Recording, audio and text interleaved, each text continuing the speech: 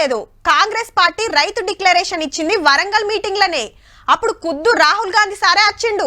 మా పార్టీని గెలిపిస్తే 2 లక్షల రుణమాఫీ ఇస్తాం, 15,000 రైతు భరోసా ఇస్తాం, వడ్లకు 500 బోనస్ ఇస్తామని చెప్పింది గా మీటింగ్లనే.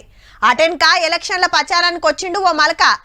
అట్లా పార్టీ పవర్ల ఖర్చుతోటి వరంగల్ సెంటిమెంట్ అయింది అధికార పార్టీలకు. అందుకే సంబరాలు సుతాడనే. రేపే వరంగల్ల ప్రజాపాలన విజయోత్సవ సభ. కాంగ్రెస్ సర్కార్ వచ్చి ఏడాది అవుతున్నందుకు సంబరాలు చేస్తుర్రన్నట్టు. హన్మకొండ ఆర్ట్స్ కాలేజీ మైదానంలో జరిగే మీటింగ్ కు ముఖ్యమంత్రి సారు మంత్రులంతా వస్తారు. బీఆర్ఎస్ గవర్నమెంట్ నడుమిట్లిడ్స పెట్టిన కాళోజీ కళాక్షేత్రం రెడీ అయింది. రేపే ఓపెనింగ్.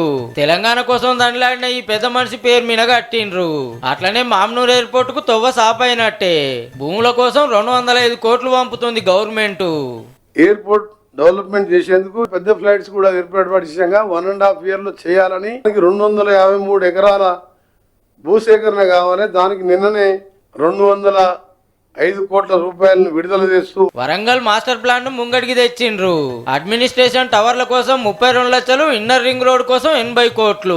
ఇక కాకతీయ మెగా టెక్స్టైల్ పార్క్ కు భూములు ఇచ్చిన వాళ్ళకి ఇంగ్లాండ్ మంజూరు చేసింది గవర్నమెంట్. అట్లనే 22 జిల్లాల ఇందిరా మహిళా శక్తి భవన్ బంగ్లాలు కట్టేదానికి శంకుస్థాపన చేస్తుర్రు.